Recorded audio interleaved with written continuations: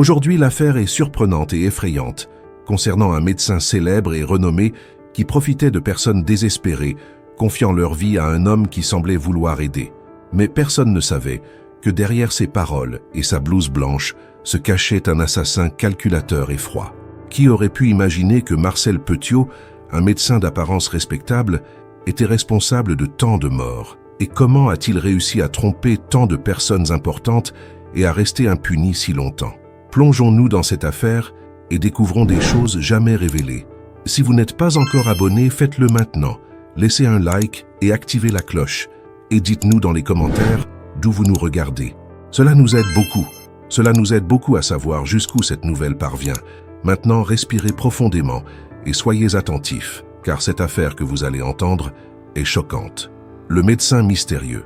L'histoire de Marcel Petiot commence en 1897, dans la petite ville d'Auxerre, en France.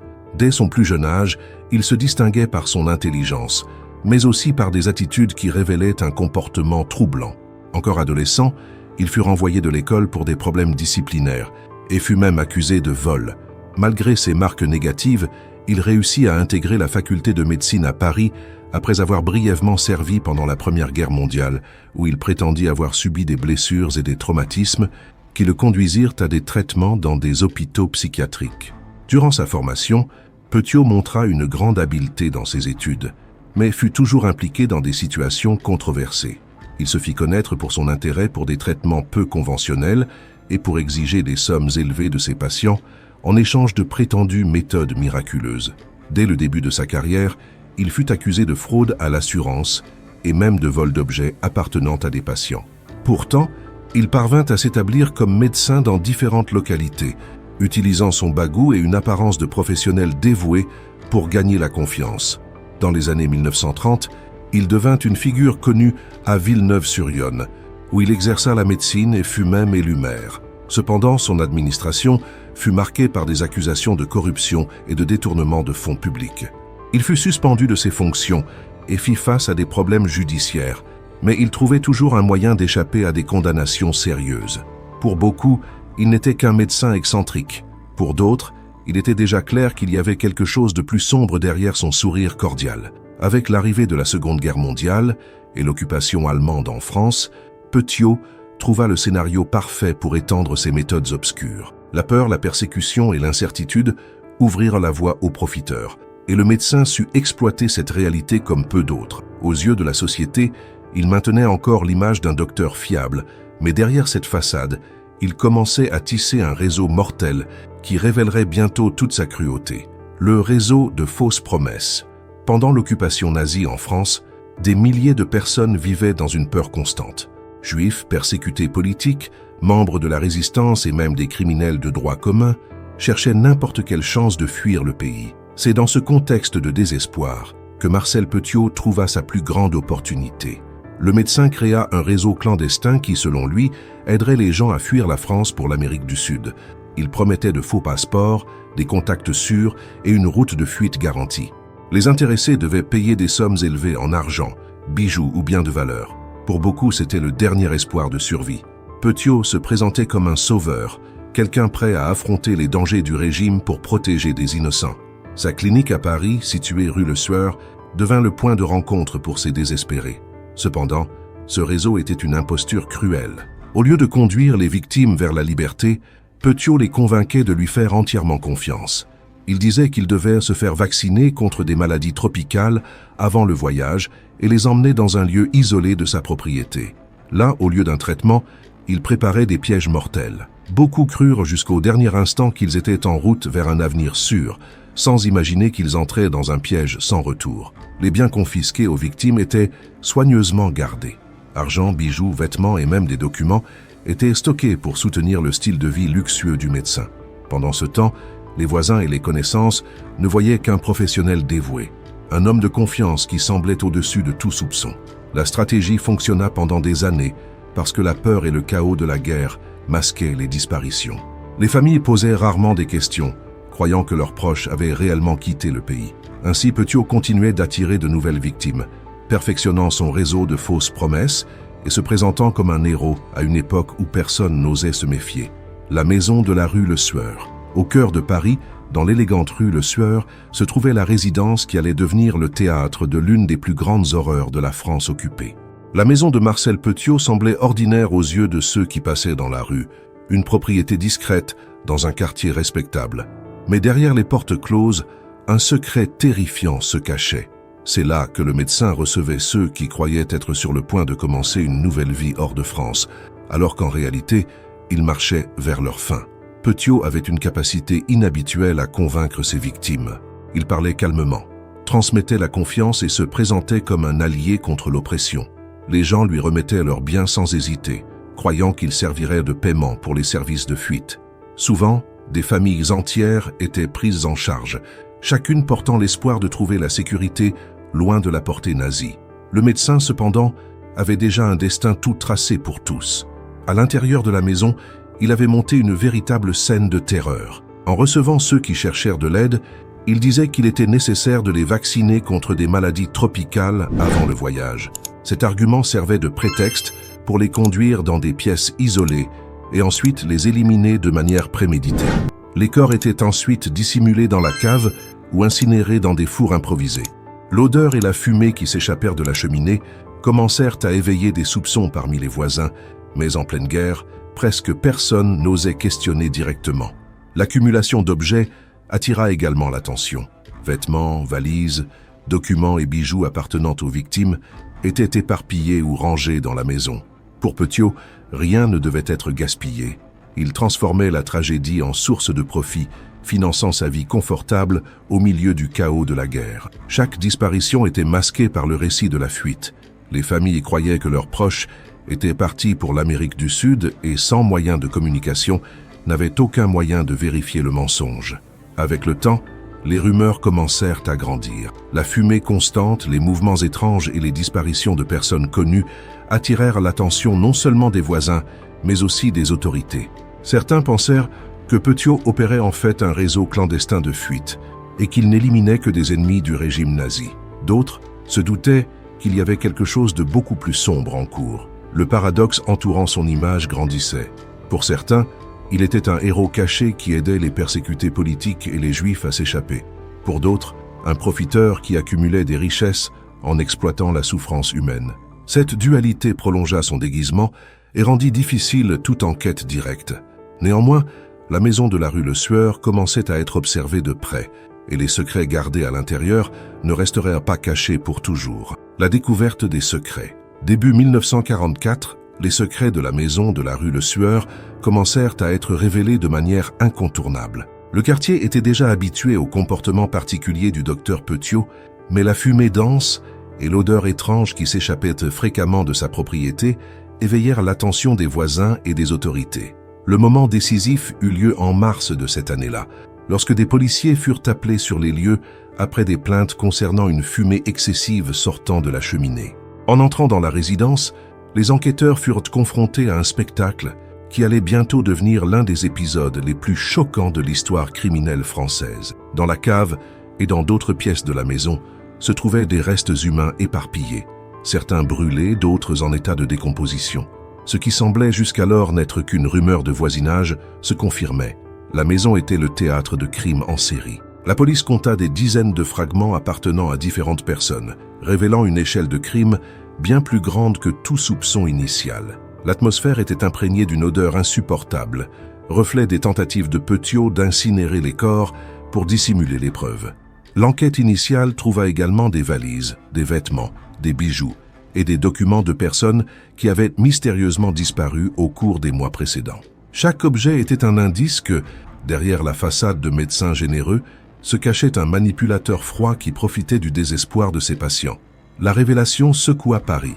En pleine occupation, alors que les gens vivaient déjà sous une menace constante, découvrir qu'un médecin français commettait des crimes dans sa propre communauté apporta encore plus de peur et d'incrédulité. Les journaux rapportèrent rapidement l'affaire, décrivant la maison de la rue Le Sueur comme un lieu d'horreur. L'impact fut immédiat, et la population voulait des réponses sur le nombre de personnes disparues après avoir confié leur vie aux médecins. À ce moment, Petiot disparut. Réalisant que l'étau se resserrait, il quitta la résidence et s'enfuit, profitant du chaos de la guerre et de la confusion politique de l'époque. Son absence ne fit qu'accroître la curiosité publique. et alimenter le mystère. Qui était vraiment le docteur Petiot? Un héros de la résistance, comme certains le croyaient encore, ou un tueur en série qui utilisait la peur et l'espoir comme appât pour ses crimes? L'enquête prit de l'ampleur, rassemblant des preuves et des témoignages de familles des victimes. Peu à peu, l'image construite pendant des années s'effondrait.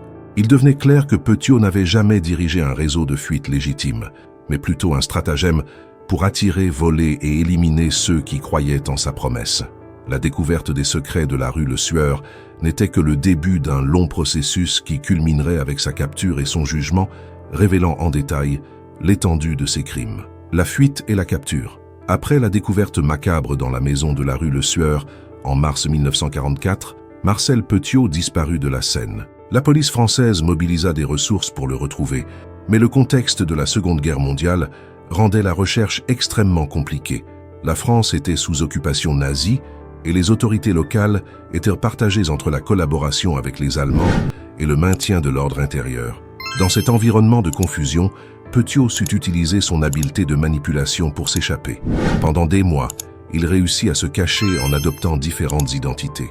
Dans l'une de ses versions les plus audacieuses, il se présenta comme un membre actif de la résistance française, ce groupe qui luttait contre l'occupation nazie. Avec cette imposture, il parvint à circuler dans certains milieux sans éveiller les soupçons.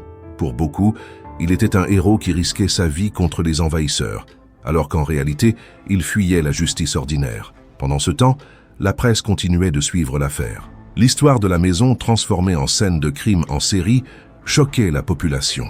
Les gros titres des journaux décrivaient Petiot comme un assassin cruel, et peu à peu, son image de médecin fiable s'effondrait.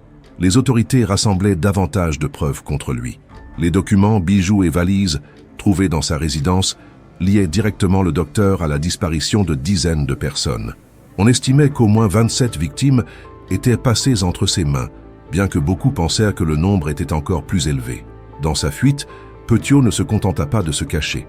Il tenta également de manipuler le récit en sa faveur. Dans certains cercles, il répandit l'idée que les personnes retrouvées mortes chez lui n'étaient pas des innocents, mais des collaborateurs ou des criminels travaillant avec le régime nazi. Cette version alimenta des doutes temporaires et fit croire à certains que d'une manière ou d'une autre, il servait le pays. Cependant, les enquêtes montraient le contraire. Les victimes comprenaient des familles entières, des enfants et des réfugiés qui cherchaient simplement à échapper à la persécution. La traque prit fin en octobre 1944, quelques mois après la libération de Paris par les forces alliées. La ville célébrait encore la fin de l'occupation lorsque la police reçut des informations sur la présence d'un homme suspect dans une station de métro. Lorsqu'il fut abordé, l'individu tenta de nier son identité, mais ses faux papiers ne résistèrent pas à l'inspection. Il s'agissait de Marcel Petiot. Finalement, après des mois de fuite, le médecin fut placé en garde à vue. Son arrestation provoqua un grand émoi. La population, qui connaissait déjà les horreurs révélées rue Le Sueur, voulait comprendre comment il avait réussi à tromper tant de personnes pendant si longtemps. Pour la justice française, commençait un processus qui chercherait non seulement à punir un criminel, mais aussi à révéler à la société tous les détails de son réseau de mensonges et de morts. Le procès. En 1946, un peu plus d'un an après la fin de la guerre, Marcel Petiot fit enfin face à la justice. Le tribunal de Paris devint le théâtre de l'un des procès les plus commentés de l'époque, suivi de près par des journalistes et des curieux qui remplissaient la salle d'audience. L'intérêt public était énorme, non seulement en raison de la gravité des crimes, mais aussi du mystère qui entourait encore la figure du docteur. Après tout, il s'agissait d'un homme qui, pendant longtemps, avait été considéré comme respectable, et même comme un possible allié de la résistance. Dès le début, Petiot adopta une posture de défi. Au lieu de montrer du remords, il maintint le récit selon lequel il n'avait éliminé que des ennemis du peuple français, des collaborateurs et des agents nazis infiltrés. Il se présenta comme un patriote et tenta de convaincre le jury que ses actions faisaient en réalité partie d'une mission secrète contre les envahisseurs. Cette version, cependant, commença rapidement à s'effondrer face aux preuves rassemblées. Les procureurs présentèrent des preuves irréfutables trouvées dans la maison de la rue Le Sueur. Valises, vêtements et bijoux appartenant à des dizaines de disparus furent exposés au tribunal. De plus, des documents et des registres montraient comment Petiot profitait financièrement de chaque victime. Des familles entières avaient été trompées, livrant leurs économies dans l'espoir de fuir en Amérique du Sud, alors qu'en réalité, elles étaient conduites directement à la mort. Des témoins renforcèrent l'accusation. Des membres de famille racontèrent comment leurs proches avaient disparu peu de temps après être entrés en contact avec le médecin.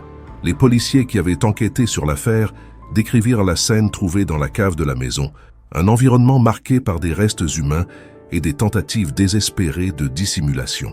Les paroles des enquêteurs eurent un impact profond sur la cour, renforçant l'idée que Petiot n'était pas un patriote, mais un manipulateur froid qui exploitait la peur et le désespoir. La défense tenta de faire valoir que de nombreuses accusations ne pouvaient être prouvées en détail, car la guerre avait détruit des registres et rendu difficile l'identification de toutes les victimes. Cependant, l'ampleur des preuves dépassait tout doute raisonnable. Au total, Petiot fut formellement accusé de 27 meurtres confirmés, bien que l'on soupçonnât que le nombre fût encore plus élevé. Tout au long du procès, sa personnalité excentrique devint évidente. À certains moments, il faisait des blagues, souriait ou défiait les juges, comme s'il contrôlait la situation. Cette attitude, loin de l'aider, renforça la perception de sa froideur et de son mépris pour la vie humaine. Pour la presse, chaque séance devenait un spectacle d'horreur et d'incrédulité, alimentant les gros titres qui maintenaient l'affaire au premier plan. En mai 1946, après des semaines de témoignages et de présentation de preuves, le verdict fut annoncé. Marcel Petiot fut déclaré coupable des 27 meurtres confirmés, en plus de nombreux autres crimes de fraude, de vol et de recel de cadavres. La sentence ne laissa aucune place au doute. Il serait condamné à mort. La décision fut accueillie avec soulagement par l'opinion publique, qui voyait dans ce dénouement une forme de justice pour les familles trompées et détruites par ses mains. L'exécution et l'héritage. Après sa condamnation, Marcel Petiot passa ses derniers mois à attendre son exécution à l'isolement, réfléchissant aux crimes qu'il avait commis et au procès qui avait mis fin à sa liberté. Durant cette période, il maintint la posture de défi qui avait marqué tout le processus, alternant entre calme et moments d'arrogance. Petiot continuait d'essayer de justifier ses actions, affirmant qu'il n'avait éliminé que des ennemis de la France. Mais pour la société, ces explications n'avaient aucune crédibilité. Le jour de l'exécution eut lieu le 25 mai 1946, à la prison de la Santé, à Paris. Une foule suivait de loin, intéressée à assister au dénouement d'une histoire qui avait choqué le pays pendant des années. Le médecin, qui avait autrefois gagné la confiance et le respect avec son apparence de docteur, affronta le moment final sans montrer de peur évidente. Pour beaucoup, sa froideur était le reflet d'un esprit qui s'était habitué très tôt à manipuler et à tromper. La guillotine, instrument utilisé pour la peine capitale en France, marqua la fin de la vie de Petiot. Son exécution symbolisa non seulement la punition pour les meurtres commis, mais aussi la restauration de l'ordre moral dans une société encore fragilisée par les horreurs de la guerre. La réaction du public et de la presse fut intense. L'histoire d'un médecin respectable transformé en tueur en série provoquait l'incrédulité et la peur, mais aussi un sentiment de justice accomplie. L'héritage de Marcel Petiot demeure aujourd'hui comme un avertissement sur la manière dont la confiance et le pouvoir peuvent être déformés à des fins perverses. Son cas est étudié par des historiens, des criminologues et des psychologues qui cherchent à comprendre l'esprit d'un individu capable de tromper des dizaines de personnes dans un contexte de guerre et de terreur. Il est rappelé non seulement pour le nombre de victimes, mais pour sa méthode calculatrice, son habileté à manipuler et la façon dont il exploitait le désespoir humain. De plus, l'histoire de Petiot révèle des aspects sombres de la période de l'occupation nazie. La France vivait un moment de chaos, de peur et d'incertitude, et ces éléments furent exploités par l'assassin pour créer un empire de mensonges et de morts. Des familles détruites, des vies fauchées et des rêves interrompus illustrent l'impact dévastateur qu'un individu peut avoir lorsqu'il combine ruse, cruauté et opportunité. Même des décennies après son exécution, le nom de Marcel Petiot continue de susciter fascination et horreur. Des documentaires, des livres et des analyses journalistiques revisitent encore les détails de la rue Le Sueur, du procès et des victimes qui ont confié leur vie aux médecins qui n'auraient jamais dû être dignes de confiance. Son histoire est un rappel que, même en temps de guerre et de crise, la moralité et la justice doivent être respectées, et que la confiance peut être à la fois une force et une dangereuse vulnérabilité. L'affaire renforce également l'importance de la vigilance, de la dénonciation et d'une enquête rigoureuse. Petiot n'était pas un assassin ordinaire. Il a profité d'un contexte historique spécifique pour exécuter des crimes froidement planifiés. Sa trajectoire de son enfance à Auxerre jusqu'à son exécution à Paris représente une suite de choix et d'opportunités malveillantes, montrant que le mal peut se déguiser en normalité et en respect en l'absence de surveillance et de contrôle. Les victimes et les conséquences. L'affaire Marcel Petiot ne se résume pas seulement à son arrestation et à son exécution. Pour comprendre l'ampleur de ces crimes, il est nécessaire de regarder de près les victimes qui sont tombées dans son piège et l'impact dévastateur qu'il a laissé sur leur famille. Parmi les disparus se trouvaient des personnes de différents profils sociaux et âges. Beaucoup étaient des juifs tentant d'échapper à la persécution nazie, d'autres étaient des réfugiés politiques, et certains cherchaient simplement des occasions de reconstruire leur vie loin du conflit. Tous faisaient aveuglément confiance au docteur, sans imaginer qu'il transformerait leur espoir en tragédie. Les registres officiels indiquent qu'au moins 27 personnes ont vu leur mort confirmée, mais les enquêteurs et les historiens pensent que le nombre réel de victimes est beaucoup plus élevé, dépassant peut-être 60. La difficulté à identifier tous les corps est due à l'état dans lequel ils ont été retrouvés, partiellement brûlés ou démembrés, ainsi qu'au chaos de la guerre qui détruisait les documents et rendait le traçage difficile. Chaque objet récupéré dans la maison de la rue Le Sueur racontait une histoire de confiance trahie, de vies interrompues et de rêves brisés. Des familles entières ont souffert de la disparition de leurs proches. Certaines n'ont jamais découvert leur sort final, vivant dans le doute et l'angoisse, tandis que d'autres ont pu enfin affronter la vérité au tribunal. L'impact émotionnel fut profond, et l'affaire est devenue emblématique de la manière dont le désespoir humain peut être exploité par des personnes dissimulées. L'horreur de la méthode de Petiot a également choqué les experts. Il utilisait des promesses de fuite, de faux vaccins et des salles isolées pour éliminer méthodiquement ses victimes, combinant une planification froide avec une apparence de soins médicaux. Au-delà de la souffrance directe des familles, les crimes ont eu un effet durable sur la société française. Pendant des années, l'histoire du médecin qui a trompé et tué avec tant de froideur a été débattue dans les journaux, les livres et les émissions de radio, montrant comment la confiance aveugle peut avoir des conséquences fatales. La presse de l'époque décrivait Petiot comme un prédateur, quelqu'un qui utilisait la guerre et la peur collective pour s'enrichir et tuer.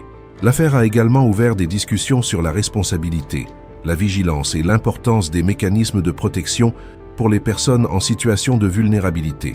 L'héritage des victimes est un rappel constant que, derrière les chiffres et les statistiques, il y avait des êtres humains avec des histoires, des rêves et des familles. Chaque valise, chaque document et chaque bijou retrouvé rue Le Sueur était la preuve tangible de ce qui a été perdu et de la cruauté d'un individu qui masquait sa méchanceté sous une apparence de respect et d'autorité. Étudier ces vies interrompues est aussi un acte de mémoire, garantissant que l'histoire de chaque victime ne soit pas oubliée et que la société reconnaisse l'importance de protéger ceux qui en ont le plus besoin en temps de crise. L'affaire Marcel Petiot continue d'être analysée par les criminologues et les historiens, non seulement pour le nombre de morts, mais pour la manière dont l'assassin manipulait ses victimes, exploitait le contexte historique et transformait l'espoir d'autrui en tragédie. L'impact psychologique, social et historique de ces crimes reste pertinent, servant d'avertissement sur les dangers de la confiance mal placée et la nécessité d'une vigilance constante, même en des temps de normalité apparente. L'influence et l'héritage historique. Même des décennies après son exécution, l'histoire de Marcel Petiot continue de fasciner et d'effrayer les experts, les étudiants et le grand public. L'affaire est fréquemment étudiée dans les cours de criminologie et de psychologie, comme un exemple de la manière dont une personne peut manipuler, tromper et assassiner de façon systématique dans un contexte historique spécifique. Petiot est devenu synonyme de prédateur intelligent, quelqu'un qui a su exploiter la peur, la guerre et la confiance humaine pour commettre des crimes à grande échelle. L'héritage du docteur va au-delà du décompte des victimes. Il représente le danger de la confiance mal placée, de la manipulation et de l'exploitation du désespoir. Les chercheurs analysent non seulement ses actions, mais aussi son profil psychologique, cherchant à comprendre comment quelqu'un qui paraissait respectable et bienveillant pouvait, en même temps, être capable d'atrocités aussi froides et planifiées. La dualité de sa personnalité continue d'intriguer. Médecin fiable pour certains, assassin calculateur pour d'autres. Des documentaires, des livres et des séries basées sur la vie de Petiot maintiennent son histoire vivante. Chaque production cherche à reconstruire les événements de la rue Le Sueur, à détailler le procès, les victimes et l'enquête, montrant la complexité de l'affaire. L'intérêt du public reste élevé, car l'histoire combine des éléments d'horreur, de manipulation et de contexte historique, créant une trame naturelle pour les récits de true crime. De plus, l'affaire sert de référence pour les débats sur l'éthique médicale, l'abus de confiance et la responsabilité dans des situations de vulnérabilité. L'influence historique de l'affaire est également notable. Pendant l'occupation nazie, la population française vivait dans une peur constante, et Petiot a exploité ce contexte pour atteindre ses victimes. En analysant sa trajectoire, les historiens soulignent comment des individus mal intentionnés peuvent prospérer en temps de crise, lorsque le chaos permet à des comportements déviants de passer inaperçus pendant de longues périodes. L'histoire de la rue Le Sueur est utilisée comme étude de cas sur la manière dont la guerre, la peur et la désinformation peuvent être manipulées à des fins néfastes. Au-delà de l'impact académique et médiatique, l'affaire a laissé des marques profondes dans la mémoire collective française. Le nom de Marcel Petiot suscite encore fascination et horreur, rappelant que la méchanceté peut se déguiser sous l'apparence de la normalité. Pour les familles des victimes, son histoire est un rappel éternel de la souffrance vécue et de l'injustice qui a marqué leur vie. La ville de Paris, le quartier de la rue Le Sueur et les documents retrouvés sont devenus des symboles de cette tragédie, préservant la mémoire des personnes qui ont fait confiance et ont été trahies. En somme, Marcel Petiot n'est pas seulement un chapitre sombre de l'histoire criminelle française, mais aussi une leçon sur la confiance, la vigilance et l'éthique. Il montre que même en temps de crise, l'attention aux signaux d'alerte, une enquête minutieuse et la protection des plus vulnérables sont essentielles pour empêcher l'histoire de se répéter. L'étude de sa vie et de ses crimes continue d'impacter et d'éduquer, garantissant que l'horreur de la rue Le Sueur ne soit pas oubliée et que la mémoire des victimes reste vivante pour les générations futures.